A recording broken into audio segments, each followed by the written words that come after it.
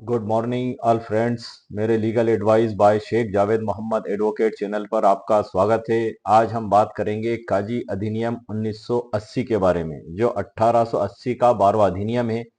राज्य सरकार के द्वारा काजी की नियुक्ति की जाती है और इसका आवेदन की ड्राफ्ट क्या होगी वो भी मैंने इस वीडियो में तैयार करके रखी है। आवेदन के साथ क्या क्या दस्तावेज संलग्न होंगे और किस प्रकार से आवेदन किसको दिया जाएगा, इन सभी विषयों के बारे में आज आपको मैं इस वीडियो में जानकारी दूंगा।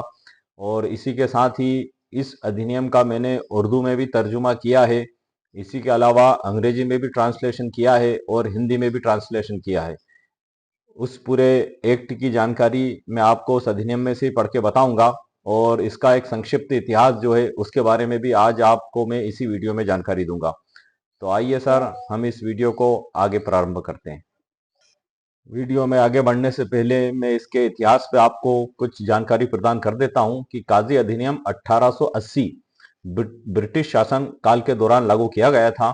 उस समय भारतीय समाज में काजी का जो पद था धार्मिक और सामाजिक दृष्टि से अत्यधिक महत्वपूर्ण पद माना जाता था ब्रिटिश शासन काल के दौरान 1880 में।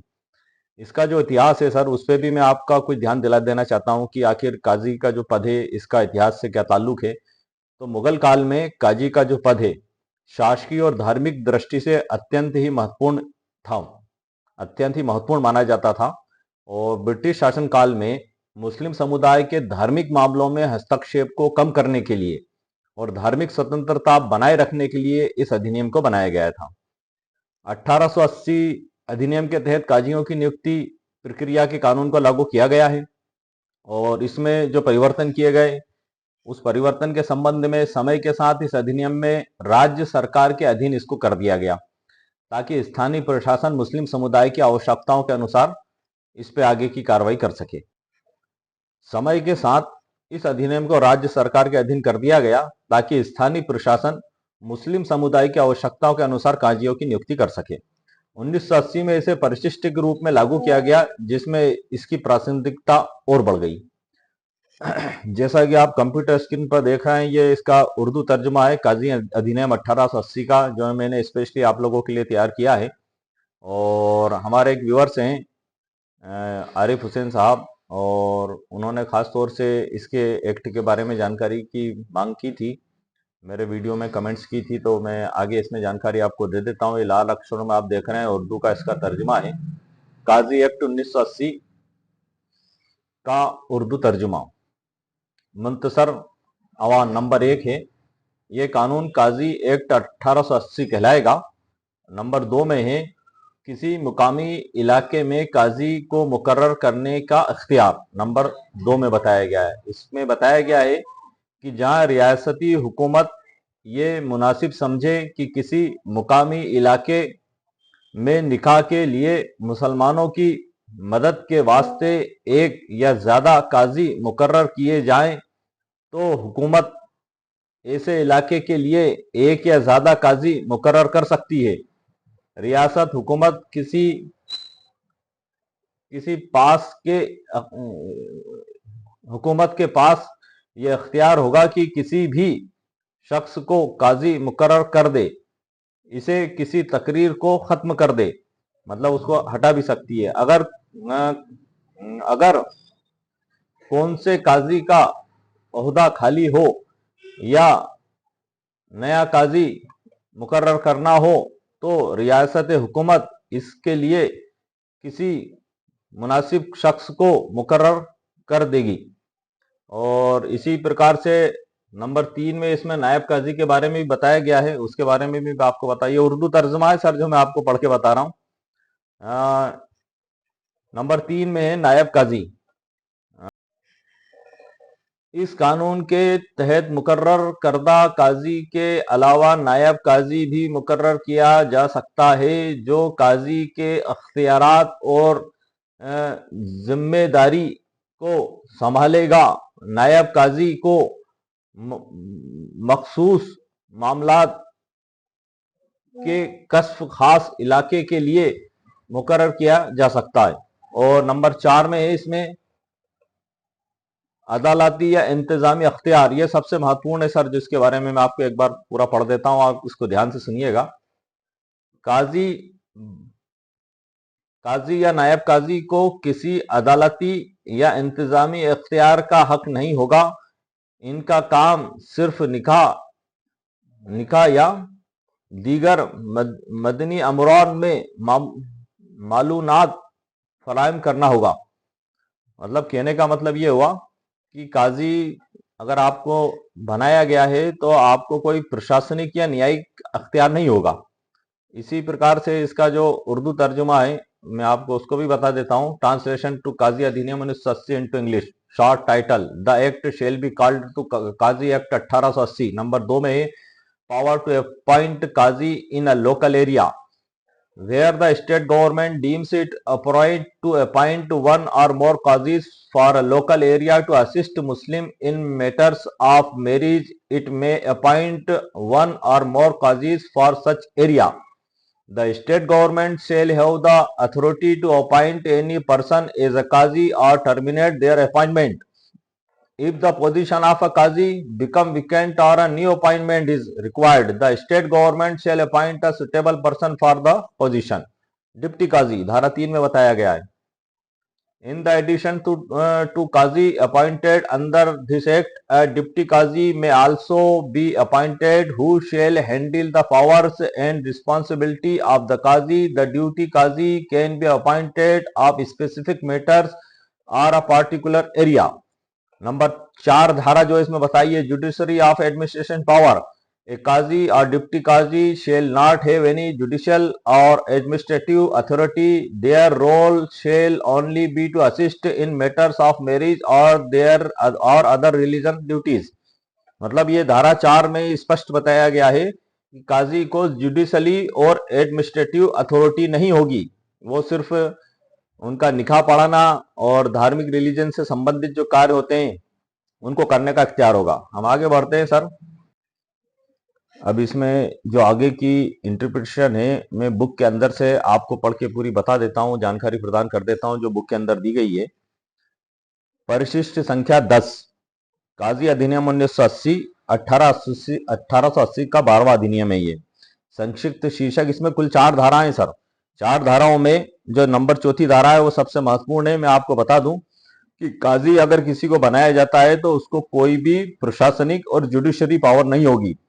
कहने का मतलब ये हुआ कि जिस तरीके से एसडीएम, कलेक्टर और नायब तहसीलदार महोदय होते हैं, गवर्नमेंट की तरफ से नियुक्त होते हैं और इनको शक्तियां दी जाती हैं एडमिनिस्ट्रेशन की और जुडिशरी, ऐसी कोई शक्ति काजी को प्राप्त नहीं होगी।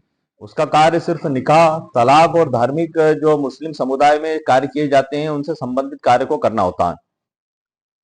इसमें धारा 2 में बताया गया है किसी स्थानीय क्षेत्र में काजी नियुक्त करने की शक्ति।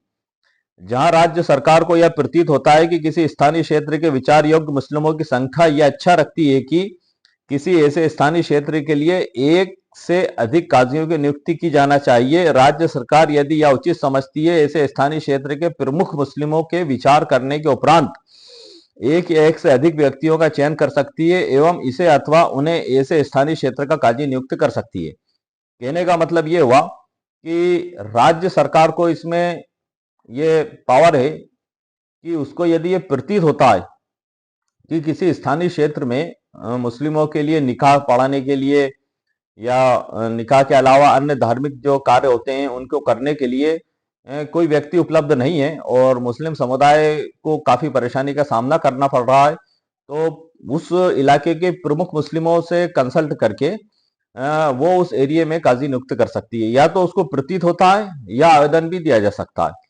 भाई आवश्यकता है, जैसे किसी क्षेत्र में जनसंख्या काफी है मुस्लिमों की और वहां पे निकाह पढ़ाने के लिए कोई व्यक्ति ही नहीं है, तो वो निकाह पढ़ाने उनको पता लग रहा है कि दूसरे इलाके में जाना पड़ रहा है या दूसरे एरिया से काजी साहब को या मुफ्ती साहब, आलिम साहब को बुलाना पड़ रहा है निकाह पढ़ाने के लिए। अच्छा, इसमें एक सबसे महत्वपूर्ण बात और भी है सर कि अगर किसी इलाके में किसी को काजी बना दिया जाता है तो वो किसी भी अन्य व्यक्ति को निकाह पढ़ाने से नहीं रोक सकता। ये बिल्कुल इसकी धारा 4 में लिखा हुआ है। मैं इसको एक बार और स्पष्ट आपको पढ़ के बता दूं कि अधिनियम में न्यायिक अथवा प्रशासनिक शक्तियों को प्रदत्त करने अथवा काजी की उपस्थिति आवश्यक करने अथवा किसी को काजी के रूप में कार्य करने से रोकने की बाबत कुछ ना होना, यह अंतर्निहित किसी बात को एवं यहाँ की गई नियुक्ति को यह नहीं माना जाएगा इसके अंतर्गत नियुक्त काजी अथवा नायब काजी को कोई न्यायिक अथवा प्रशासनिक शक्ति प्रदान किया जाना अथवा किसी विवाह अनुष्ठान अथवा किसी कृत्य या कर्म को पूरा करने के लिए काजी अथवा नायब काजी की उपस्थिति को अनिवार्य करना, किसी व्यक्ति को काजी के कार्य को निर्वहित करने से प्रभावित करने वाली, मतलब काजी की उपस्थिति अनिवार्य नहीं होगी। मतलब यदि निकाह पढ़ाया जा रहा है तो जो गवर्नमेंट की तरफ से अगर किसी को काजी नियुक्त कर दिया गया है तो निकाह पढ़ाने के लिए उनकी उपस्थिति अनिवार्य नहीं है। ऐसा नहीं है कि जब तक काजी साहब नहीं आएंगे तब तक निकाह नहीं पढ़ा जाएगा। कोई भी मुफ्ती साहब, आलिम साहब जो निकाह पढ़ाना जानते हैं, उस समय जो सूरतें, आयतें और दुआ पढ़ी जाती है अगर वो जानते हैं तो उसको वो निकाह पढ़ा सकते हैं। और इसी प्रकार से जो गवर्नमेंट की तरफ से जिनको काजी नियुक्त किया जाएगा वो किसी को निकाह पढ़ाने से उस एरिया में रोक भी नहीं सकते हैं। ये धारा 4 में स्पष्ट लिखा हुआ है। एक बार फिर पढ़ देता हूं। इसकी उपधारा 2 में किसी व्यक्ति को काजी के कार्य को निर्वहित करने से प्रभावित करने वाली नहीं समझी जाएगी। कहने का मतलब ये हुआ कि यदि गवर्नमेंट की ओर से नियुक्त कोई काजी उस कार्य को कर रहे हैं तो इस एरिया में अगर कोई और भी व्यक्ति निकाह पढ़ाता है तो उसको इनके द्वारा रोका नहीं जा सकता और ना ही इनकी उपस्थिति अनिवार्य होगी। ये एक व्यवस्था है जो गवर्नमेंट की ओर से मुस्लिमों को लोकल कार्य में उनको आसानी प्रदान करने के लिए की गई है। और अगर ये उपलब्ध है वहां और गवर्नमेंट को प्रतीत होता है कि ये काम सुचारू रूप से चल रहा है, कोई दिक्कत नहीं है, तो कोई आवश्यक नहीं कि उस एरिया में काजी नियुक्त किया जाए। चूंकि आलिम साहब हुए, मुफ्ती साहब हुए, इन लोगों को भी निकाह पढ़ाना याद होता है और ये भी निकाह मुस्लिम समुदाय में जाके पढ़ा देते हैं। और इसके लिए ये जरूरी नहीं है कि आप जो है कि आलिम मुफ्ती कारी ही हो। अगर आपको याद है निकाह पढ़ाना, जो सूरतें और आयतें हैं, तो आप उस कार्य को कर सकते हैं। लेकिन उस व्यक्ति का एक अच्छे चरित्र का भी होना आवश्यक है। वो गुंडा बदमाश टाइप व्यक्ति ना हो, समाज में उसकी एक प्रतिष्ठा हो, पांचों टाइम का नमाजी हो, ईमानदार व्यक्ति हो और अच्छे किरदार का व्यक्ति हो, उसका लोगों में एक अच्छी छवि हो ईमानदारी की। तो इस प्रकार के व्यक्ति इस कार्य को करने के लिए अच्छे और सक्षम माने गए हैं। अब इसी में मैं आपको जो बता दूं कि इसमें जो योग्य मुस्लिमों की संख्या यह अच्छा रखती है। किसी स्थानीय क्षेत्र के विचार योग्य मुस्लिमों की संख्या, मतलब ये जो आवेदन दिया जाएगा ये राज्य सरकार की ओर से जो नियुक्त पदाधिकारी है उनको दिया जाएगा। संभवतः ये आवेदन जहां तक देने का प्रावधान इसमें इसमें स्पष्ट तो नहीं बताया गया है कि राज्य सरकार को पावर दी गई है कि राज्य सरकार इस कार्य को कर सकती है। लेकिन राज्य सरकार के जो अधीनस्थ कर्मचारी होते हैं, तहसीलदार महोदय, एसडीएम महोदय, कलेक्टर महोदय और सचिव महोदय, तो ये उनके द्वारा इस कार्य को किया जाएगा। और उसी के बारे में मैंने आगे डिटेल भी कुछ जानकारी इसमें तैयार की है। उससे पहले मैं आपको बता दूं कि राज्य सरकार को काजी नियुक्त करने की शक्ति प्राप्त है तो उनको हटाने की भी शक्ति प्राप्त है। वो शक्ति क्या प्राप्त है मैं आपको बता देता हूं कि किस कंडीशन में काजी को हटाया जा सकता है। यदि यह प्रश्न उत्पन्न होता है कि क्या इस धारा के अंतर्गत कोई व्यक्ति काजी सही नियुक्त किया गया है, राज्य सरकार का इस पर निर्णय निश्चायक होगा। मतलब अगर कोई डिस्प्यूट पैदा होता है कि काजी सही नियुक्त किया गया या गलत नियुक्त किया गया तो राज्य सरकार का फैसला इसमें अंतिम माना जाएगा। राज्य सरकार यदि यह उचित समझती है कि उसके पद के निर्वहन में, मतलब राज्य सरकार ने यदि किसी को काजी नियुक्त किया और ये कुल 6 आधार हैं जो मैं आपको पढ़ के बता रहा हूं, वो इस प्रकार से उसमें ये कमियां या अयोग्यता पाई गई तो उसको हटाया भी जा सकता है। वो क्या होंगी? उसमें नंबर 1 है सर कि किसी दुराचरण का दोषी है। नंबर 2 है उस स्थानीय क्षेत्र से जिसके लिए वह नियुक्त किया गया है 6 माह की लगातार अवधि के लिए अनुपस्थित रहता है। मतलब कहने का मतलब यह है कि काजी साहब 6 महीने तक शहर छोड़ के ही चले गए, 7 महीने तक उस शहर से बाहर कहीं और रहने लग गए, तो भी उनको हटाया जा सकता है। अथवा अन्यत्र रहने के प्रयोजन से इससे स्थानीय क्षेत्र को छोड़ देता है। मतलब अस्थायी रूप की बजाय स्थायी रूप से छोड़ देते हैं उस जगह को और कहीं और जाकर रहने लगते हैं, तो भी उनको काजी के पद से हटाया जा सकता है। ऐसा नहीं है कि वो वहां कहीं और रहने लग गए दूसरे शहर में और वहां से आके बार बार वो निकाह पढ़ा रहे हैं। मतलब इसमें क्लियर बताया गया है कि अगर उन्होंने जगह छोड़ दी, रेसिडेंस छोड़ दिया, मकान कहीं और ले लिया, उस एरिया के जिस क्षेत्र में काजी नियुक्त किए गए, जिला बदल दिया उन्होंने या स्टेट से दूसरी स्टेट में चले गए, तो फिर उनको इस आधार पे भी वहां से हटाया जा सकता है। अथवा दिवालिया घोषित कर दिया जाता है। मतलब जो काजी साहब हैं अगर उनका दिवालिया हो गया है किसी कारण से तो भी उनको उस पद से हटा दिया जाएगा। इसी के अलावा पद से उन्मोचित होने की इच्छा करता है। मतलब जो काजी साहब हैं वो खुद ही इच्छा करते हैं कि ये पद में छोड़ना चाहता हूं, तो भी उनको हटा दिया जाएगा। अथवा जो इनकार करता है मतलब उस पद पर कार्य करने से ही वो इनकार कर देते हैं तो भी उनको हटा दिया जाएगा। अथवा राज्य सरकार की राय में अनुपयुक्त हो जाता है, मतलब राज्य सरकार को ये लगता है कि ये अब इस कार्य करने के लिए सक्षम नहीं रहे तो भी उसको उनके पद से हटा दिया जाएगा। अथवा पद के कर्तव्यों के निर्वहन के लिए व्यक्तिगत तौर पर असमर्थ हो जाता है, मतलब पद के जो कर्तव्य हैं उनका निर्वहन करने के लिए यदि काजी साहब व्यक्तिगत रूप से व्यक्तिगत तौर पे असमर्थ हो जाते हैं, मतलब काफी उम्र हो गई है, हम इस तरीके से समझ सकते हैं 80-90 साल की उम्र हो गई है, चलने की भी नहीं बन रही है और हाथ पांव भी धूजने लगे हैं और बीमार भी रहते हैं, मतलब वो निकाह पढ़ाने में सक्षम ही नहीं बचे और किसी भी प्रकार का जो मुस्लिम धर्म में धार्मिक कार्य है उनको करने में बिल्कुल सक्षम नहीं बचे, तो ऐसी स्थिति में भी उनको उसके पद से हटा दिया जाता है। तो इस धारा के अंतर्गत नियुक्त किसी काजी को राज्य सरकार यदि उचित समझती है, ऐसे स्थानीय क्षेत्र के प्रमुख मुसलमानों से विचार करने के उपरांत एक या अधिक उपयुक्त व्यक्तियों का चयन कर सकती है। मतलब ये जो 6-7 आधार मैंने बताए हैं, यदि जो काजी साहब पहले से नियुक्त हैं वो इन आधारों पर हटा दिए जाते हैं तो प्रमुख मुसलमानों से कंसल्ट करने के बाद एक या अधिक काजी उस एरिया में नियुक्ति किए जा सकते हैं। उन्हें अथवा ऐसे स्थानीय क्षेत्र के लिए काजी नियुक्त कर सकती है। ये राज्य सरकार के ऊपर डिपेंड करता है, राज्य सरकार को पावर है। ये धारा 2 पढ़ के बताइए सर मैंने आपको स्थानीय क्षेत्र में किसी स्थानीय क्षेत्र में काजी नियुक्त करने की शक्ति के बारे में, मतलब राज्य सरकार के ऊपर ये पूरी शक्तियां दी गई हैं, राज्य सरकार के पास ये पूरी शक्तियां हैं कि वो किसी भी एरिया में मुस्लिमों के लिए काजी के पद को नियुक्त कर सकती है। धारा 3 में इसमें नायब काजी के बारे में बताया गया है, धारा 2 में काजी की नियुक्ति के बारे में बताया गया है, धारा 1 में संक्षिप्त विवरण के बारे में बताया गया है और धारा 4 में बताया गया है कि काजी साहब उस एरिया में किसी को निकाह पढ़ाने से नहीं रोकेंगे और काजी साहब की उपस्थिति अनिवार्य नहीं होगी। आप बात समझ रहे हैं मेरी? धारा 4 में जो क्लियर लिखा हुआ है कि मतलब कोई व्यक्ति अगर काजी मतलब उस एरिया में निकाह पढ़ाता है तो काजी साहब उसको रोक नहीं सकते। दूसरी बात यह है कि ऐसा भी नहीं है कि जब तक निकाह नहीं पढ़ा जाएगा जब तक काजी साहब नहीं आएंगे, ऐसा भी नहीं है। धारा 4 का स्पष्ट क्लियर इसमें लिखा हुआ है और ना ही उनको कोई जुडिशरी पावर होगी और ना ही कोई एडमिनिस्ट्रेशन पावर होगी। वो एक खाली एक धार्मिक पद है कि आप निकाह पढ़ा सकते हैं या फिर जो भी तलाक से संबंधित या अन्य जो मामले हैं मुस्लिमों के, आपको इतना नॉलेज होना चाहिए पूरे शरीयत का और पूरा आपको दीन का नॉलेज होना चाहिए ताकि आप उनको गाइडलाइन दे सकें, आप उनको मार्गदर्शन दे सकें और आपका किरदार भी अच्छा होना चाहिए। जैसे कि मैंने आपको अभी 6-7-8 आधार पढ़कर बताए, उन 8 आधारों में कोई कमियां आपके अंदर नहीं होना चाहिए, तो इस आधार पे आप उस कार्य को कर सकते हैं। धारा 3 के बारे में विचार करते हैं। सॉरी, अब सर मैं आपको धारा 3 जो नायब काजी उसके बारे में जानकारी प्रदान कर देता हूं। इस अधिनियम के अंतर्गत नियुक्त कोई काजी एक या एक से अधिक व्यक्तियों को इसके स्थान पर उसका नायब अथवा नायबों के रूप में संपूर्ण स्थानीय क्षेत्र अथवा इसके किसी भाग जिसके लिए नियुक्त किया गया है के संबंध में किसी अथवा सभी मामलों में उसके स्थान पर कार्य करने के लिए नियुक्त कर सकता है एवं ऐसे नियुक्त नायब को निलंबित अथवा हटा सकता है। मतलब कहने का मतलब यह है कि यदि किसी को काजी नियुक्त कर दिया गया है तो उनको अधिकार होगा धारा 3 के तहत, काजी अधिनियम 1980 की धारा 3 के तहत, कि वो उस एरिया में नायब काजी एक या अधिक नियुक्त कर सकते हैं और उनको कार्य सौंप सकते हैं कि इस एरिया में आपको निकाह पढ़ाना है, इस एरिया में आपको निकाह पढ़ाना है।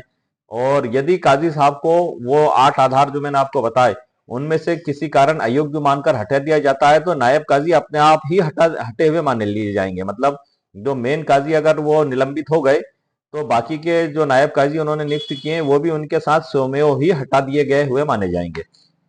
तो ये धारा 3 में सर महत्वपूर्ण प्रावधान बताया गया है और इसे में आगे बताया गया है कि जब धारा 2 के अंतर्गत किसी काजी को निलंबित अथवा हटाया जाता है तो उसके नायब अथवा नायबो यदि कोई हो निलंबित अथवा हटाए जाने वाला वैसा भी मामला समझा जाएगा, जैसा कि मैंने आपको अभी बताया। जो जानकारी है सर मैंने आपको बुक के अंदर से दी है, काजी अधिनियम 1880, इसमें पूरा अधिनियम प्रिंटेड है। मैंने तकरीबन 9 माह पूर्व एक वीडियो मेरे चैनल पर डाला था, उसमें मैंने सिर्फ अधिनियम पढ़ के बताया था। तो मेरे कुछ व्यूअर्स का ये कहना था कि सर इसमें आप हमें डिटेल में एक वीडियो बनाए, तो इसलिए मैंने दूसरा वीडियो भी बनाया है और इसी की सर मैंने एक ई बुक भी तैयार की है। उस ई बुक में पूरे डिटेल के साथ मैंने कुछ टॉपिक लिखे हैं। उस ई बुक की डिस्क्रिप्शन जो बॉक्स में, जो इस वीडियो के नीचे डिस्क्रिप्शन बॉक्स है उसमें उसकी लिंक मैं कॉपी पेस्ट कर दूंगा। आप उसमें देखेंगे जब डिस्क्रिप्शन बॉक्स में जाके नीचे तो ई बुक और उसके आगे आसमानी रंग का उसका लिंक दिखाई देगी। जब आप उस पर क्लिक करेंगे तो आप सीधे अमेजोन की साइट पर पहुंच जाएंगे। अमेजोन की साइट पे मैंने इस ई बुक को अपलोड किया है। यदि आपको आवश्यकता महसूस होती है तो आप इसको वहां से परचेस कर सकते हैं। इसमें काजी के आवेदन दिए जाने की ड्राफ्ट, उसके साथ संलग्न दस्तावेज, शपथ पत्र आदि सभी चीजों के बारे में मैंने आपको जानकारी दी है। वैसे मैं आपको एक संक्षिप्त में जानकारी और सर प्रदान कर दूं कि यदि आपके द्वारा आवेदन दिया जा रहा है काजी नियुक्त होने के लिए, तो सबसे पहला तो ये देखा जाएगा कि उस एरिया में उसकी आवश्यकता है कि नहीं, और प्रमुख जो मुस्लिम हैं उनकी राय भी उसमें ली जाएगी।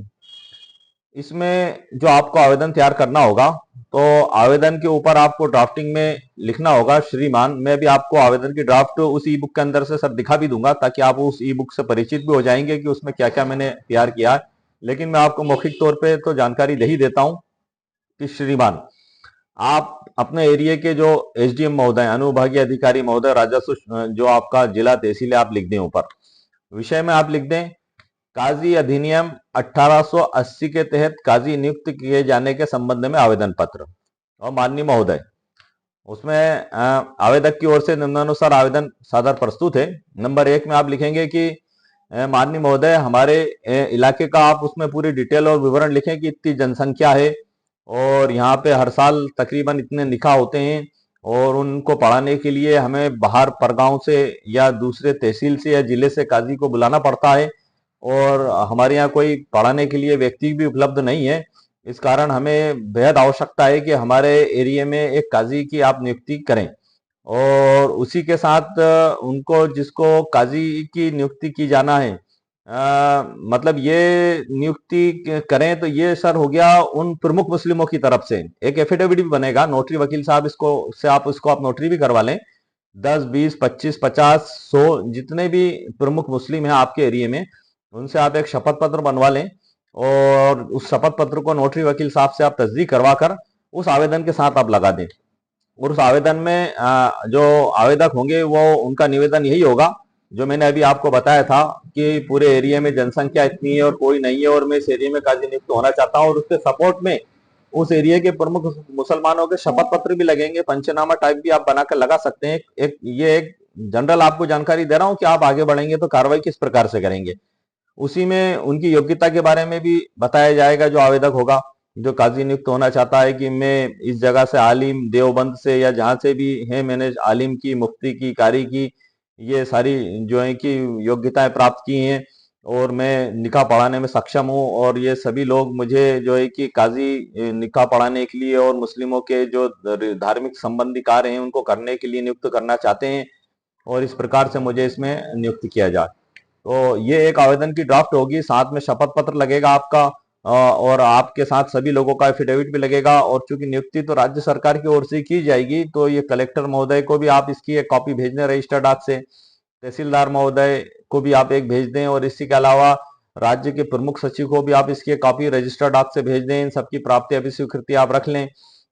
आप आवेदन जब देंगे तो उसकी फिर जांच प्रारंभ होगी, या तो वो संबंधित पटवारी महोदय से या उनके जो भी राजस्व अधिकारी हैं उनसे जांच रिपोर्ट मंगाएंगे कि आपने आवेदन में लिखा वो सत्य है या नहीं। हो सकता आपके बयान भी लिए जाएं उसमें, और उसके बाद जो भी विधि अनुसार प्रोसेस होगी, जो काजी एक्ट 1880 में बताई गई है, जो मैंने आपको पढ़ के अभी दिया है, अभी पढ़ के जो बताई है, उसके तहत आगे कार्रवाई की जाएगी। तो ये अभी हम सब चलते हैं सीधे कि वो पदाधिकारी कौन होंगे संभवतः, और आवेदन की ड्राफ्ट किस प्रकार से तैयार की जाएगी उसके बारे में मैं आपको जानकारी प्रदान कर देता हूँ। ये ई बुक के अंदर से दे रहा हूँ सर। आप ये ई बुक आप मैं अभी आपको दिखाने जा रहा हूँ, आप इसको देख लेना। ये ई बुक को आप एक नोट्स के लें जो मैंने आपकी सहायता के लिए तैयार किए हैं, लेकिन अमेजोन पे इसको ई बुक बोला जाता है, इसलिए मैं भी इसको ई बुक ही बोलता हूँ।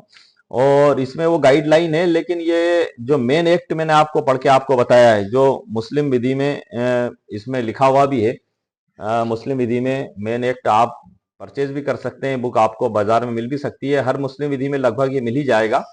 तो आप उसको पढ़ के उसी की जानकारी मैंने आपको दी है, और उसी की सरल व्याख्या जहां तक मुझसे हो सकती थी मैंने इस ई बुक के अंदर की है।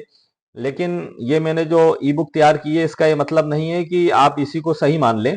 आपको मेन बुक का ला ही देखना है। ये मैंने एक समझाने के लिए तैयार की है। अगर आपको किसी भी प्रकार की आवश्यकता महसूस होती है गाइडलाइन की, तो आप आपके मुकामी जो लोकल एडवोकेट महोदय हैं, आप उनसे संपर्क करें, और विधि के अनुसार आप आगे की कार्रवाई करें। मेरे द्वारा आपको सिर्फ कानून की जानकारी दी गई है और ये ई बुक को भी तैयार करने का मकसद यही है कि आपको उसको समझने में आसानी हो सके। वही जानकारी को समझाने के लिए मैंने ई बुक तैयार की है। ये ई बुक आपको अमेजोन पे पूरी नहीं दिखाई देगी। जब आप वहां पे जाएंगे तो विज्ञापन के बतौर सिर्फ प्रारंभ में 2 या 3 पेज आपको दिखाएंगे। बाकी जब आप 99 रुपीज का भुगतान अमेजोन पर कर देंगे उसके बाद ही आगे की ई बुक आपको दिखाई जाएगी। 99 रुपीज मेरे द्वारा इसकी रखी गई है ई बुक की अमेजोन पे। यदि आपको किसी को आवश्यकता महसूस होती है तो आप इसको वहां से परचेस कर सकते हैं।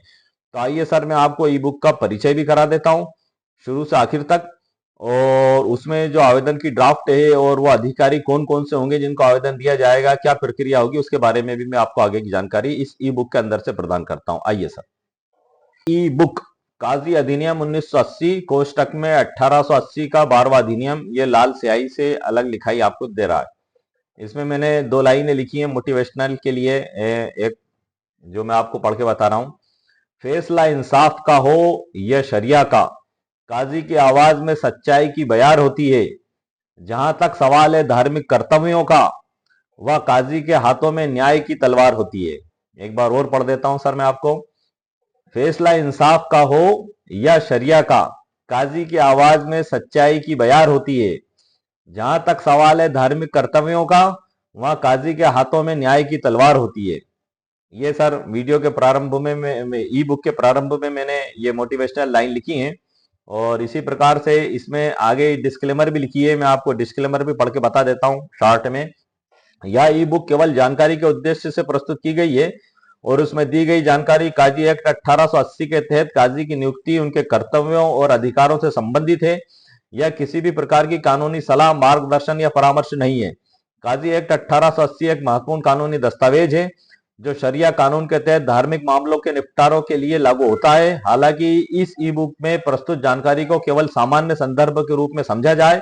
किसी भी कानूनी विवाद, काजी की नियुक्ति या शरिया कानून के अनुप्रयोग के संबंध में संबंधित कानून विशेषज्ञ न्यायालय से परामर्श लेना आवश्यक है।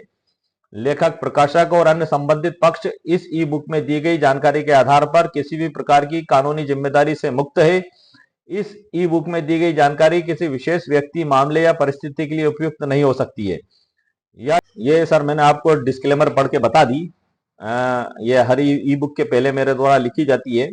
और ई बुक का एक नोट्स है सर, ये शॉर्ट नोट्स, लेकिन उसके पहले मैं डिस्क्लेमर लिख देता हूं ताकि आप लोगों को पता लग जाए कि हाँ, मेरे द्वारा एक बतौर सहयोग की कोशिश की गई है आपके लिए। इसमें जो विषय सूची है उसके बारे में मैं आपको जानकारी देता हूं। अध्याय 1 में प्रस्तावना, काजी अधिनियम का उद्देश्य। अध्याय 2 में काजी की नियुक्ति और अध्याय 3 में काजी के अधिकार और कर्तव्य। अध्याय 4 में काजी के कार्यक्षेत्र और कार्यकाल। अध्याय 5 में नायब काजी की नियुक्ति। अध्याय 6 में अधिनियम की व्याख्या और सीमाएं। अध्याय 7 में काजी अधिनियम के तहत विवाद का समाधान। अध्याय 8 में महत्वपूर्ण न्यायिक निर्णय और अध्याय 9 में काजी अधिनियम और वर्तमान समय और अध्याय 10 में परिशिष्ट। तो ये कुल 10 अध्यायों में बांटा है और आगे इसका उर्दू तर्जुमा जो मैंने किया वो आया है और इससे आगे अंग्रेजी तर्जुमा इसका है। मैं आपको एक बात की जानकारी दे दूं कि ये जो बुक है उसमें सिर्फ एक पन्ने का ही ये काजी अधिनियम दिया गया, लेकिन ये ई बुक तकरीबन मैंने 54 पन्नों में तैयार की है ताकि इसको आसानी से समझ में आ सके कि आखिर इसको हम किस प्रकार समझेंगे। हालांकि बुक में भी इतना आसान तरीके से लिखा हुआ है जो मैंने आपको पढ़ के बताया है कि उसको भी आसानी से समझा जा सकता है। ऐसा नहीं है कि उसमें बहुत डिफिकल्ट है। एक पन्ने का ला है, कुल 4 धाराएं हैं, 1 2 3 4। धारा 2 में काजियों की नियुक्ति के संबंध में बताया गया और कि राज्य सरकार उस क्षेत्र के प्रमुख मुसलमानों से कंसल्ट करके काजी को नियुक्त कर सकती है। धारा 3 में नायब काजी के बारे में बताया गया है कि वो काजी साहब वो उनके एरिया में नायब काजी भी नियुक्त कर सकते हैं और यदि काजी साहब को हटा दिया जाता है तो नायब काजी भी अपने आप ही हटे हुए मान लिए जाएंगे। इसी प्रकार से धारा 4 में स्पष्ट बताया गया है कि इनको कोई भी प्रशासनिक और न्यायिक शक्ति नहीं होगी और ना ही ये जो है कि किसी व्यक्ति को निकाह पढ़ाने से रोक सकते हैं और ना ही इनकी उपस्थिति अनिवार्य होगी। ये एक व्यवस्था है जो गवर्नमेंट की ओर से की जा सकती है यदि आवश्यकता महसूस हो। अब हम उस आवेदन की ड्राफ्ट को देखते हैं आगे और इसमें क्या क्या पदाधिकारी इसमें हो सकते हैं उनके बारे की जानकारी आपको मैं ई बुक के अंदर से सर प्रदान करता हूँ। आइए सर, तहसील स्तर पर काजी नियुक्ति का आवेदन किस किस अधिकारी को दिया जाएगा? जिला स्तर पे आप हैं तो सीधे कलेक्टर साहब को ही आप देंगे, लेकिन यदि आप तहसील स्तर पे हैं तो आप आवेदन किसको देंगे इसके बारे में मैं आपको जानकारी दे देता हूं कि काजी अधिनियम 1880 के तहत तहसील स्तर पर काजी की नियुक्ति के लिए आवेदन संबंधित राज्य सरकार को दिया जाता है। अब इसमें जो लॉ है सर बुक में, उसमें तो सिर्फ राज्य सरकार ही शब्द लिखा हुआ है। अब हमें ही समझना होगा कि राज्य सरकार के अधीन हम आवेदन किसको देंगे। तो राज्य सरकार, हालांकि आवेदन तहसील या जिले के स्थानीय प्रशासनिक अधिकारियों के माध्यम से भी प्रस्तुत किया जा सकता है, मतलब राज्य सरकार तक ये लोग पहुंचा देंगे। आप जब आवेदन इनको देंगे तो इनके माध्यम से राज्य सरकार तक वो आवेदन पहुंचा दिया जाएगा, जैसे कि तहसीलदार महोदय, नंबर 2 पे एसडीएम महोदय, नंबर 3 पे जिला कलेक्टर महोदय, नंबर 4 पर राज्य अल्पसंख्यक कल्याण विभाग। आवेदन में स्थानीय मुस्लिम समुदाय की सहमति और उनकी सिफारिशें भी शामिल होंगी।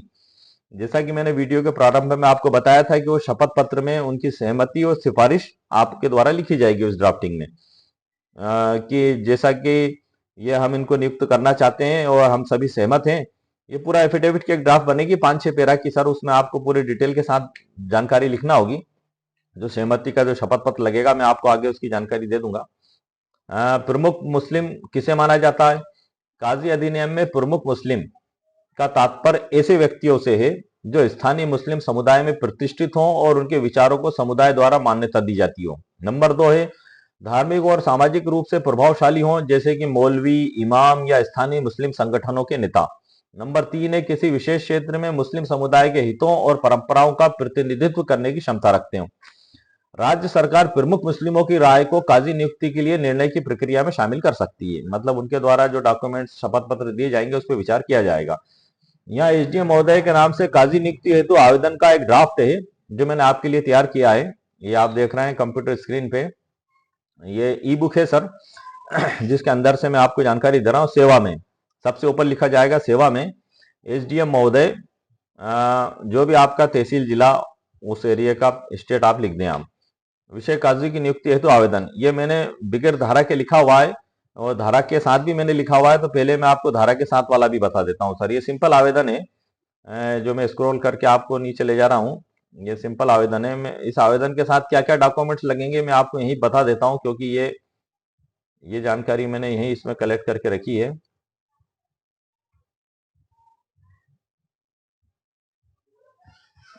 काजी की नियुक्ति के लिए निम्नलिखित योग्यताओं और अनुभवों के आधार पर आवेदन कर रहा हूं, उसमें आवेदन में जो लिखा जाएगा धार्मिक शिक्षा, कानूनी ज्ञान और अनुभव, इन सभी के डॉक्यूमेंट्स आपको इसके साथ लगाना है। हाँ, ये इसमें सर मैंने वो अधिनियम नीचे लिख दिया है। आप चाहें तो यह जो विषय में लिखा हुआ है इसमें भी लिख सकते हैं आप, ये कि काजी एक्ट 1880 के तहत काजी की नियुक्ति हेतु आवेदन। ये जो आप स्क्रीन पे देख रहे हैं काजी की नियुक्ति का आवेदन, इसमें सेवा में एसडीएम महोदय और विषय काजी की नियुक्ति हेतु आवेदन के साथ ही आप चाहें तो विषय में आप यहाँ लिख सकते हैं कि काजी एक्ट 1880 के तहत काजी की नियुक्ति हेतु आवेदन पत्र, ये ज्यादा बेहतर रहेगा। और उसके बाद माननीय महोदय करके आप नीचे भी लिख सकते हैं। इसमें माननीय महोदय में आपको नीचे लिखना है आपका पूरा नाम, पता, जो आवेदन दे रहा है उसका। इस पत्र के माध्यम से काजी की नियुक्ति हेतु आवेदन प्रस्तुत कर रहा हूं। मेरा यह आवेदन काजी एक्ट 1800 के तहत दिया जा रहा है, जो काजी की नियुक्ति और उनके कर्तव्यों से संबंधित है। काजी एक्ट 18, ये आवेदन के अंदर की ड्राफ्ट बता रहा हूँ सर मैं, कि आवेदन जो लिखा जाएगा उसमें क्या लिखा जाएगा। ये मेरे द्वारा तैयार किया गया, बुक के अंदर नहीं है सर। ये एक खाली अपने अनुभव के आधार पे और तजुर्बे के आधार पे आवेदन तैयार किया है। ये कोई भी कर सकता है तैयार, ऐसा नहीं है, लेकिन मैंने आपकी आसानी के लिए तैयार करके ये आपको मैं बता रहा हूँ। काजी एक्ट 1880 के अनुसार काजी का कार्य शरिया के अनुसार विवाह, तलाक और अन्य धार्मिक मामलों के फैसले करना होता है। मुझे विश्वास है कि मेरी धार्मिक और कानूनी जानकारी के आधार पर मुझे इस पद के लिए योग्य माना जाएगा। ये आवेदक के द्वारा निवेदन किया जा रहा है। मैं काजी की नियुक्ति के लिए निम्नलिखित योग्यताओं और अनुभवों के आधार पर आवेदन कर रहा हूं। नंबर 1 है धार्मिक शिक्षा, कानूनी ज्ञान और अनुभव। ये सारे डॉक्यूमेंट्स आपको इसके साथ लगाना है। धार्मिक शिक्षा और प्रशिक्षण का विवरण, शरिया और भारतीय कानून का ज्ञान, अनुभव कि आपको कितना अनुभव है, और आखिरी में आएगा सर इसमें निवेदन। आपसे निवेदन है कि मेरे आवेदन पर विचार कर मुझे काजी के पद पर नियुक्ति किया जाए। धन्यवाद। आपका विश्वासी, आपका नाम, पूरा पता लिखा जाएगा, और आधार कार्ड जो आईडी प्रूफ होता है सर वो भी आप इसके साथ लगा दें आपके आईडी प्रूफ में, कि हाँ आप उसी क्षेत्र के निवासी हैं, आपका रेसिडेंस, और आपके जो जो डॉक्यूमेंट्स होते हैं आप इसके साथ उनको लगा दें, और इसकी प्रतिलिपि आप भेज दें तहसीलदार महोदय को, जिला कलेक्टर महोदय को, राज्य सचिव महोदय को रजिस्टर्ड डाक से भेज दें। आप चाहें तो खुद भी मिल सकते हैं, प्रमुख मुस्लिमों के साथ मीटिंग कर सकते हैं, उन्हें अपनी समस्या बता सकते हैं एसडीएम साहब को। यह ड्राफ्ट एसडीएम महोदय को काजी नियुक्ति के लिए आवेदन देने के साथ साथ प्रतिलिपि के माध्यम से अन्य संबंधित अधिकारियों को भेजने का विवरण भी देता है। इसी प्रकार से जो शपथ पत्र है सर, वो किस प्रकार से तैयार किया जाएगा, मैं उसके बारे में भी एक मोटा मोटा गणित आपको दे देता हूं कि शपथ पत्र देने वाले का नाम, जैसा कि शपथ पत्र जनरली बनता है श्रीमान पब्लिक नोटरी अधिकारी महोदय और आपके एरिया का, और बीच में शपथ पत्र लिखा जाएगा। नंबर 1 में शपथ पूर्वक सत्य कथन करता हूं कि मेरा पूरा नाम, पता, उम्र, और नंबर 2 में लिखा जाएगा कि मैं शपथ पूर्वक सत्य कथन करता हूं कि इस एरिया में इतनी जनसंख्या है, यहाँ पे कोई निकाह पढ़ाने के लिए कोई भी व्यक्ति उपलब्ध नहीं है, लोगों को परेशानी का सामना करना पड़ता है, बाहर से बुलाना पड़ता है, जो जो भी परेशानियां उसमें आप वो लिख दें, और मैं ये योग्यता रखता हूँ और इस कार्य को कर भी रहा हूँ और मुझे पूरा अनुभव और ज्ञान है, तो इस एरिया के लिए मुझे काजी नियुक्ति किया जाए। ये तो उनका शपथ पत्र हो गया। और बाकी जो प्रमुख मुस्लिमों का होगा उसमें लिखा जाएगा, नंबर 1 में है, उसमें भी शुरुआत में यही लिखा जाएगा कि हमारे क्षेत्र में मुस्लिम समुदाय के लिए निकाह, तलाक और अन्य धार्मिक कार्यों का संपादन करने के लिए कोई काजी नियुक्त नहीं किया गया है। नंबर 2 है, मैं शपथ पूर्वक सत्य कथन करता हूं, सर आप सभी पेराओं में लगा लें आप, कि क्षेत्र की जनसंख्या के आधार पर काजी की नियुक्ति की आवश्यकता है ताकि शरिया कानून के अनुसार धार्मिक कार्यों को सही तरीके से संपन्न किया जा सके। ये शपथ पत्र का पेरा क्रमांक 2 हो गया सर। अब शपथ पत्र का पेरा क्रमांक 3 है, काजी एक्ट 1880 के तहत काजी की नियुक्ति की प्रक्रिया स्पष्ट रूप से निर्धारित की गई है, हम इस प्रक्रिया का पालन करने के लिए तैयार हैं। नंबर 4 है, काजी एक्ट 1880 के तहत काजी का कार्य शरिया कानून के अनुसार निकाह, तलाक और अन्य धार्मिक मामलों के फैसले करना होता है। इस एक्ट के तहत काजी की नियुक्ति के लिए शर्तें और प्रक्रिया निर्धारित की गई है, जिनमें निम्नलिखित शर्तें शामिल हैं। ये शपथ पत्र में बताया जा रहा है। नंबर 1 है, काजी का चयन शरिया कानून और समाज की धार्मिक आवश्यकताओं के आधार पर किया जाएगा।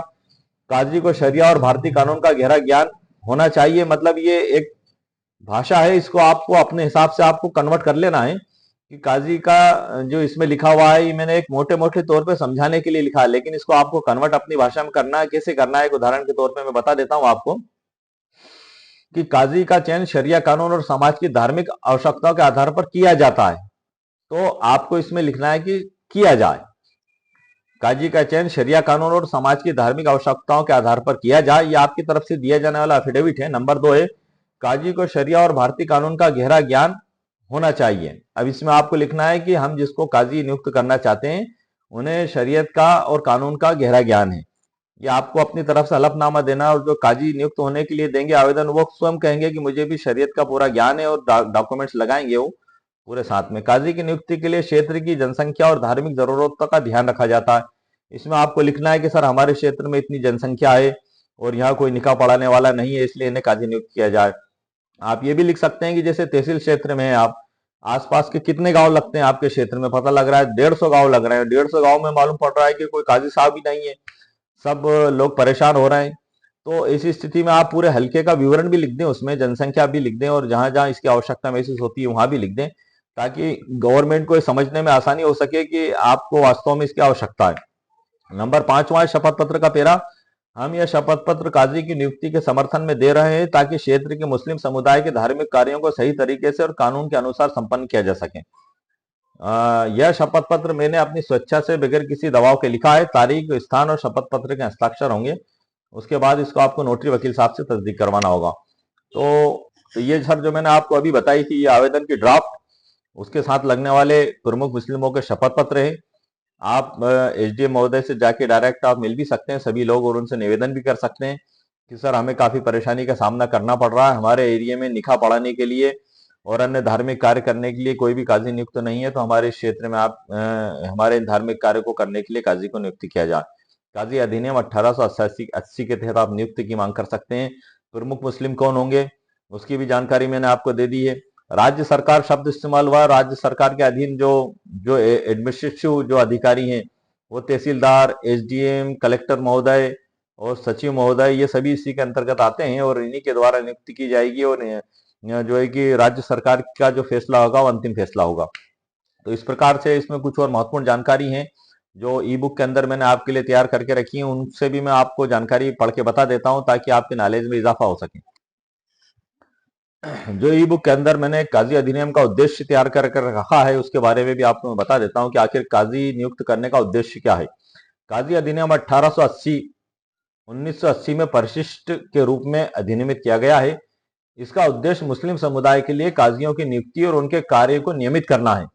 यह अधिनियम मुस्लिम समाज में वैवाहिक वैवाहिक मतलब निकाह पढ़ाना, धार्मिक और सामाजिक मामलों में न्याय और परामर्श प्रदान करने के लिए काजियों की भूमिका को स्पष्ट करता है। इस अधिनियम का उद्देश्य यह सुनिश्चित करना है कि मुस्लिम समुदाय को धार्मिक और सामाजिक मार्गदर्शन देने के लिए योग्य व्यक्तियों की नियुक्ति हो। धार्मिक विवादों को, सामाजिक समस्याओं को हल करने के लिए उचित कानूनी प्रक्रिया के अनुसार इनको नियुक्त किया जाए और कार्यों में पारदर्शिता और नियमितता बनी रहे, ये इसमें बताया गया है। और अधिनियम की पृष्ठभूमि और ऐतिहासिक परिप्रेक्ष्य तो मैंने आपको बता दिया।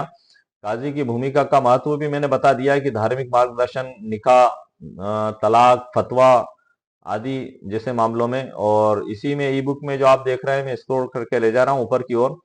स्थानीय क्षेत्र का निर्धारण जो है, राज्य सरकार यह तय करती है कि किसी क्षेत्र में काजी की आवश्यकता है। उस क्षेत्र के मुस्लिम समुदाय की जनसंख्या और धार्मिक आवश्यकताओं के आधार पर यह किया जाता है। सिफारिश मानी जाएगी, प्रमुख मुस्लिमों की योग्यता का मूल्यांकन किया जाएगा, नियुक्ति आदेश जारी करना, प्रशिक्षण यदि हो उन्हें दिया जाएगा। काजी की नियुक्ति के लिए क्या योग्यताएं होंगी, इसके बारे में आपको बता देता हूं कि नंबर 1 काजी की नियुक्ति के लिए निम्नलिखित योग्यता होना आवश्यक है। नंबर 1 है धार्मिक ज्ञान। काजी को इस्लामिक कानूनी शरीयत और धार्मिक प्रथाओं का गहरा ज्ञान होना चाहिए। वे कुरान, हदीस और फिकह, इस्लामिक न्याय शास्त्र में निपुण होना चाहिए। नंबर 2 है सामाजिक प्रतिष्ठा। काजी को समुदाय में एक सम्मानित और प्रतिष्ठित व्यक्ति होना चाहिए। मतलब कोई भी अपराधी, गुंडा, बदमाश या जिला बदर व्यक्ति या किसी भी प्रकार से क्रिमिनल एक्टिविटीज को कार्य करने वाला व्यक्ति, या जो भारतीय कानून है, इंडियन कानून है, उसमें जिन बातों को अपराध बताया गया है उन अपराधों को नहीं करने वाला व्यक्ति, एक ईमानदार व्यक्ति ही इसके लिए योग्य माना गया है। उनका चरित्र और आचरण उत्तम होना चाहिए। सीमा सर, वैसे तो कुछ आयु सीमा निर्धारित नहीं की गई है, लेकिन काजी की नियुक्ति के लिए न्यूनतम और अधिकतम आयु सीमा राज्य सरकार द्वारा ही निर्धारित की जाएगी। शैक्षणिक योग्यता जो 6 नंबर पे है, काजी के पास धार्मिक अध्ययन में डिग्री का प्रमाण पत्र होना चाहिए, जैसे मदरसा शिक्षा आपने जहां से भी ली है। काजी नियुक्ति के लिए आवेदन की प्रक्रिया जो मैंने आपको बता दी है अभी, ये ई बुक के अंदर लिखी हुई है। आवेदन जमा कराना राज्य सरकार से संबंधित विभाग या कार्यालय में आपको जमा कराना होंगे सर। अब आप अपने एरिया में आप इस बात की जानकारी ले लें, तफ्तीश कर लें कि आखिर ये राज्य सरकार के किस अधिकारी को ये पावर दिए गए हैं। वैसे मैंने जनरल रूप से आपको बता दिया, एसडीएम महोदय, कलेक्टर महोदय और प्रमुख सचिव महोदय, लेकिन आप और अपने एरिया की जानकारी ले लें और आप आवेदन और शपथ पत्र तैयार करके आप उनको भी दे सकते हैं। इसमें साक्षात्कार, कुछ मामलों में राज्य सरकार द्वारा आवेदकों का साक्षात्कार भी लिया जा सकता है, इंटरव्यू जिसे कहते हैं, ताकि ये पता लग सके कि वास्तव में योग्य है भी कि नहीं। नियुक्ति पत्र प्रदान करना, उदाहरण के तौर पे अगर किसी क्षेत्र में मुस्लिम समुदाय को धार्मिक मार्गदर्शन के लिए काजी की आवश्यकता है तो स्थानीय प्रमुख मुस्लिम नागरिक राज्य सरकार को लिखित सिफारिश भेज सकते हैं।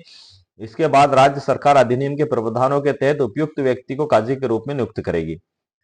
काजी के अधिकार और कर्तव्य क्या होंगे सर, ये भी मैंने इसी बुक के अंदर बताया है। धार्मिक अधिकार, सामाजिक अधिकार और सुलह और मध्यस्थता, निकाह और तलाक से संबंधित कार्य करना आदि सभी इसमें बताया गया है। नायब काजी की भूमिका, नायब काजी का कार्य काजी की अनुपस्थिति में उनके कर्तव्यों का निर्वहन करना है। उनकी भूमिका ये होगी, कार्यवाही काजी के रूप में कार्य करेंगे। सहायक भूमिका, सीमित अधिकार होंगे नायब काजी के कार्य में। इसके उदाहरण भी दिया हुआ है मैंने इसमें, अध्याय 4 में आप देख रहे हैं, काजी के कार्य क्षेत्र के बारे में भी इसमें बताया गया है। और इसी प्रकार से आवेदन की प्रक्रिया, ये पूरी अध्याय वाइज सर ई बुक बनाई है। नायब काजी की नियुक्ति के बारे में अध्याय 5 में पूरा बताया गया है। और इसी प्रकार से ये अंत में अधिनियम की व्याख्या और सीमाएं इसमें दी गई हैं।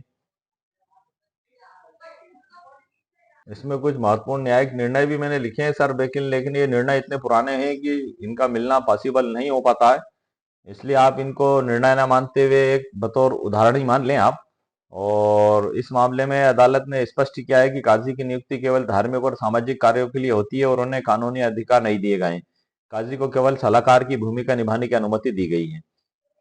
इसी प्रकार से दूसरा उदाहरण है ये, इस मामले में न्यायालय ने काजी के न्यायिक अधिकारों की सीमाओं को स्पष्ट किया है। अदालत ने कहा है कि काजी का निर्णय कानूनी रूप से बाध्यकारी नहीं है, लेकिन समुदाय द्वारा इसका पालन किया जा सकता है। इसी प्रकार से तीसरा उदाहरण है, इस केस में राज्य सरकार द्वारा काजी की नियुक्ति प्रक्रिया को चुनौती दी गई। अदालत ने कहा कि काजी की नियुक्ति राज्य सरकार का विशेषाधिकार है और इसे समुदाय की आवश्यकताओं के अनुसार किया जाना चाहिए। नंबर चौथा उदाहरण है, इस मामले में काजी द्वारा दिए गए तलाक प्रमाण पत्र की वैधता पर सवाल उठाया गया। अदालत ने कहा कि काजी द्वारा जारी किया गया प्रमाण पत्र केवल प्रमाणिक दस्तावेज है, लेकिन इसे कानूनी मान्यता के लिए न्यायालय में प्रस्तुत करना होगा। न्यायालय द्वारा काजियों की शक्तियों की जो व्याख्या की गई है वो भी इसमें बताया गया है सर। ये इस प्रकार से ये पूरी ई बुक है सर, ये काफी लंबी ई बुक है। अब मैं आपको इस बारे में ज्यादा, ये आप आ चुके हैं, अब आवेदन उसकी ड्राफ्ट पे आ चुके हैं। हाँ सर, एक प्रमुख क्वेश्चन और बता दूं मैं आपको, ये प्रमुख प्रश्न जो हमारे मन में अक्सर पैदा होते हैं कि काजी अधिनियम का मुख्य उद्देश्य क्या है। इसका उद्देश्य मुस्लिम समुदाय के लिए धार्मिक और सामाजिक मामलों में मार्गदर्शन प्रदान करना है, मतलब एक आसानी पैदा हो सके एक व्यवस्था के तौर पर। नंबर 2 है, काजी की नियुक्ति कौन करता है? राज्य सरकार काजी की नियुक्ति करती है। नंबर 3 है, काजी बनने के लिए योग्यता क्या है? उत्तर है, इसका आवेदक को धार्मिक ज्ञान और समुदाय की सेवा करने की योग्यता होना चाहिए। नंबर 4 है, क्या काजी के निर्णय कानूनी रूप से बाध्यकारी हैं?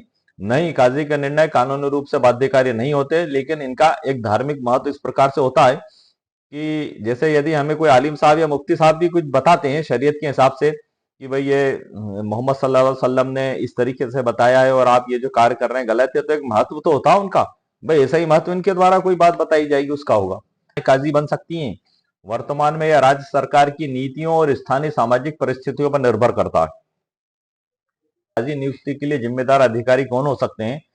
एक संभवतः एक मैंने ये आप लोगों के लिए तैयार किया है। हालांकि आप आपके क्षेत्र में, आपके एरिया में आप स्वयं जांच पड़ताल कर लें और जो भी जिम्मेदार अधिकारी इस आवेदन को लेने के लिए नियुक्त किए गए आप उन्हीं को आवेदन दें। लेकिन संभवतः वो कौन हो सकते हैं, एक संभावना के आधार पर मैंने आपको जानकारी देने के लिए तैयार किए हैं। मैं उनको भी पढ़ के आपको बता देता हूं। नंबर 1 है राजस्व विभाग। अधिकांश मामलों में काजी की नियुक्ति का कार्य राज्य सरकार के राजस्व विभाग द्वारा किया जाता है। अधिकांश मामलों में आपके एरिया में सर, ऑल इंडिया में जहां भी हैं आप, जिस भी प्रकार से हैं, तो इसको आप अपने स्तर से उस हिसाब से आप समझ लें ताकि आप उस जगह इस आवेदन को दे दें। यह विभाग, राजस्व विभाग जो है, संबंधित क्षेत्र की जनसंख्या, मुस्लिम समुदाय की मांग और स्थानीय परिस्थितियों के आधार पर काजी की नियुक्ति करता है। ये नंबर 1 हो गया सर। नंबर 2 है अल्पसंख्यक कल्याण विभाग, माइनॉरिटी वेलफेयर डिपार्टमेंट। कई राज्यों में अल्पसंख्यक कल्याण विभाग काजी की नियुक्ति से संबंधित प्रक्रिया को देखता है। यह विभाग मुस्लिम समुदाय के धार्मिक और सामाजिक हितों को ध्यान में रखते हुए काजी की नियुक्ति करता है। नंबर 3 है सर जिला कलेक्टर, ये जिला मजिस्ट्रेट, डिस्ट्रिक्ट कलेक्टर और डिस्ट्रिक्ट मजिस्ट्रेट। काजी की नियुक्ति के लिए अंतिम सिफारिश जिला कलेक्टर या जिला मजिस्ट्रेट द्वारा की जाती है। यह अधिकारी स्थानीय स्तर पर मुस्लिम समुदाय की आवश्यकताओं का आकलन करते हैं और राज्य सरकार को सिफारिश भेजते हैं, मतलब पूरी जांच पड़ताल करते हैं और उनकी रिपोर्ट लगाकर भेजते हैं कि हाँ, ये आवेदन जो इन्होंने दिया है ये वास्तव में सही है या नहीं, वास्तव में इन्हें आवश्यकता है या नहीं। ये पूरी जांच रिपोर्ट लगा के वो राज्य सरकार को भेजते हैं। नंबर 4 है सर सचिव, प्रमुख सचिव। राज्य सरकार में सचिव या प्रमुख सचिव स्तर के अधिकारी अंतिम आदेश जारी करते हैं। यह आदेश राज्यपाल या मुख्यमंत्री के निर्देशानुसार होता है। ये एक प्रोसीजर है, उसमें सर सिर्फ राज्य सरकार लिखा हुआ है, लेकिन ये संभावनाओं के आधार पे आपको आसानी प्रदान करने के लिए मैंने तैयार किया है, लेकिन आप इसको अंतिम ना माने। जो बुक में लिखा हुआ है उसमें सिर्फ राज्य सरकार शब्द लिखा हुआ है।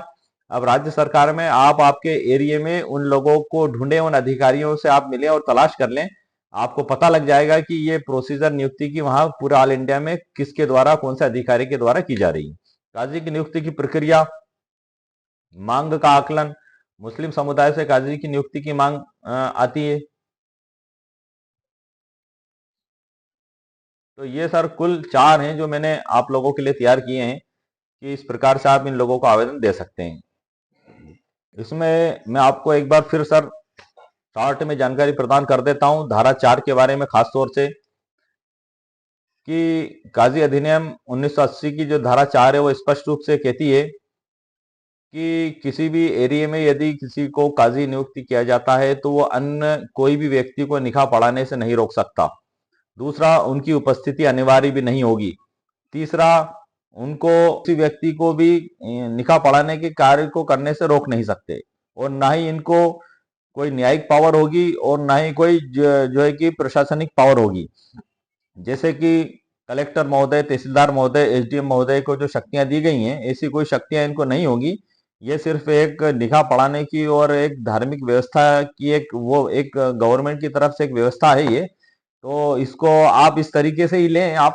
लेकिन आप अपने मन में ये ना माने आप कि आप अगर काजी बन गए हैं तो मतलब आप कोई प्रशासनिक अधिकारी बन गए हैं या आपको कोई शक्तियां प्राप्त हो गई हैं। ऐसा इस अधिनियम में सर जो मैंने आपको पढ़ के बताया धारा 4 में, काजी अधिनियम 1880 की धारा 4 में स्पष्ट लिखा हुआ है कि आपको कुछ भी राइट्स इसमें ऐसे प्राप्त नहीं होंगे। ना तो आप कोई फैसला दे सकते हैं और ना ही कोई आप जिसको प्रशासनिक व्यवस्था करने का आप ऐसा कुछ नहीं कर सकते।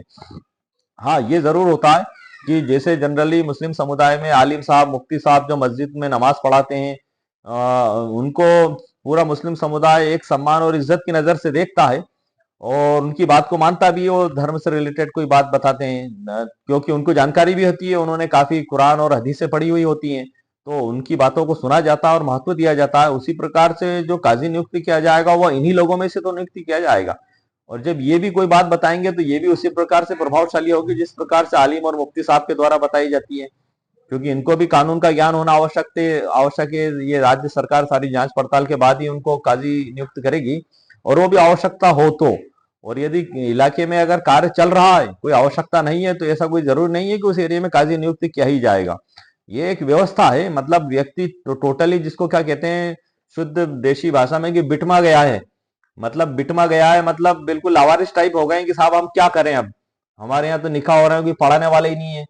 तब ऐसी स्थिति में और आपने अपनी कोशिशें कर ली, कुछ नहीं हुआ, तब ये काजी एक्ट 1880 भी बनाया गया है। इसी मकसद से बनाया गया है ताकि आपकी परेशानी को और समस्याओं को दूर किया जा सके। जिसका मकसद ये नहीं है कि इस पद का आप पॉलिटिकल इस्तेमाल करें या सब तरफ से आप जो है कि लीडर बन के और हुकूमत से आप बात करें कि मेरे समर्थन में इतने लोग हैं और मैं इतने मतदाता हूँ को अपने पास रखता हूँ और एक अपनी पावर का प्रदर्शन करें। ये इसका मकसद नहीं है सर। ये इसका मकसद तो ये है कि आप जो है कि निकाह पढ़ाएं और जैसे तलाक फतवा या जो भी हो आपके राइट्स, उसमें 4-6 काम ही है वैसे तो। अधिकतर निकाह का प्रमाण पत्र रखना, या तलाक हो गया है तो उसका तलाक का आपको उसके प्रोसीजर के हिसाब से कार्रवाई करना। और जनरली किसी का इंतकाल हो जाता है तो हमारे इलाके के जो लोग मुफ्ती साहब हैं, आलिम साहब हैं, जो भी हैं, वो नमाज पढ़ाते हैं। अगर आपको याद है तो आप भी उस एरिया में नमाज पढ़ा दें जाके, इंतकाल होने पे जनाजे की नमाज जो पढ़ाई जाती है। तो ये एक एक जनरल व्यवस्था है जो धार्मिक कार्यों के लिए की गई है। इसका मकसद ये नहीं है कि यदि किसी को किसी एरिया में काजी बना दिया तो वो कोई पदाधिकारी बन गया। मतलब आप इसको स्पष्ट समझ लें धारा 4 को सर, काजी एक्ट 1880 की, कि आप कोई पदाधिकारी नहीं बन गए गवर्नमेंट की तरफ से, या आपको एक सेवा करने के लिए नियुक्त किया गया है कि आप निकाह पढ़ा दें और उनको जो जो परेशानियां हो रही हैं उन परेशानियों दूर हो सके जो आपके नियुक्त होने से। इसको इसी तरीके से सर लिया जाएगा जो धारा 4 में स्पष्ट रूप से बताया गया है। तो इस प्रकार से सर मैंने आज आपको काजी एक्ट 1880 की पूरी मुकम्मल जानकारी प्रदान कर दी है। जो बुक में लिखा हुआ है वही मैंने आपको बताया है, और ये बुक भी है सर, मैं आपको एक बार फिर बता दूं। ये इस बुक के अंदर काजी एक्ट 1880 प्रिंटेड है। ये हर एरिया में अलग अलग तरीके से बुक में प्रिंट आपको मिलेगा, तो जिस किसी को भी आवश्यकता हो तो वो बुक खरीद सकता है। और इसको आसान तरीके से समझाने के लिए मैंने ई बुक भी तैयार की है, जिसमें से ही पढ़ के मैंने आपको सारी जानकारी दी है। उस ई बुक के अंदर आवेदन की ड्राफ्ट, शपथ पत्र और पूरी प्रोसीजर मैंने डिटेल में जहां तक मुझसे बन सका था आपकी आसानी के लिए तैयार की है। हमारे एक व्यूवर हैं आरिफ हुसैन साहब, महाराष्ट्र के, उन्होंने खास तौर से इसके बारे में जानकारी मांगी थी। क्योंकि ये मैटर ऑल इंडिया के सभी मुस्लिम्स लोगों के लिए है। ऐसा नहीं है कि खाली एक आरिफ हुसैन साहब जो कारी मुफ्ती साहब हैं उन्हीं के लिए है। ये ऑल इंडिया के सभी लोगों के लिए एक अच्छा एक एक्ट है जिसकी जानकारी काफी कम लोगों को होती है, क्योंकि एक पन्ने में ही मात्र प्रिंटेड है। मैं आपको बता भी, ये यहाँ से लेके यहाँ तक बस सिर्फ एक पन्ने में ये पूरा अधिनियम है। कुल 4 धाराएं हैं इसमें, कोई बहुत बड़ा अधिनियम नहीं है। ये 4 धाराएं हैं इसमें, ये बुक में ही प्रिंटेड है, जिसमें से ही पढ़ के मैंने आपको पूरी जानकारी दी है। और ये बुक आपको भी अगर आवश्यकता महसूस हो तो आप परचेस कर सकते हैं। इसको अप्लाई किस प्रकार से किया जाएगा, तो जहां तक मुझसे बन सकता था मेरे नॉलेज और तजुर्बे के आधार पे मैंने आपकी मदद के लिए वो जानकारी भी प्रदान कर दी है। ड्राफ्ट भी प्रदान कर दी है, आवेदन की शपथ पत्र की भी ड्राफ्ट मैंने आपके लिए ई बुक के अंदर लिख दी है। और इसको आप अपनी कंडीशन और परिस्थिति के हिसाब से परिवर्तित भी कर सकते हैं। जैसी भी सिचुएशन हो आप इसको फॉलो कर सकते हैं। तो उम्मीद है कि मेरे द्वारा दी गई जानकारी से आपकी समस्या का भी समाधान हुआ होगा, और उम्मीद है आपको मेरा वीडियो पसंद भी आया होगा। मेरे वीडियो को सर आप लाइक भी करें, शेयर भी करें और सब्सक्राइब भी करें।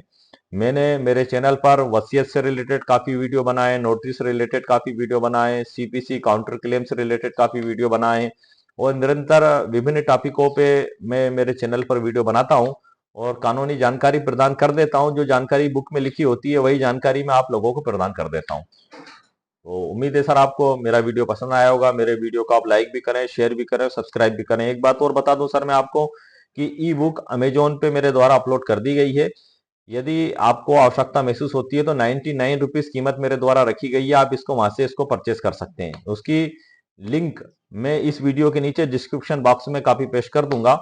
जब आप उस पर क्लिक करेंगे तो अमेजोन की साइट पर पहुंच जाएंगे। अमेजोन को जब आप 99 रुपीज देंगे तो ये पूरी बुक आपके कंप्यूटर पे, स्मार्टफोन पर, मोबाइल पे दिखाई देने लगेगी। यदि आपको आवश्यकता महसूस होती है तो आप इसकी प्रिंट आउट भी निकाल सकते हैं।